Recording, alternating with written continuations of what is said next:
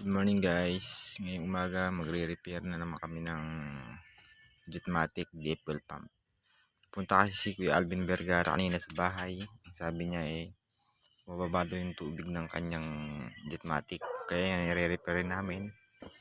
Nagiging problema niya lang pala nakatangan yung pinaka-barbula niya sa ilalim. Pinaka foot valve.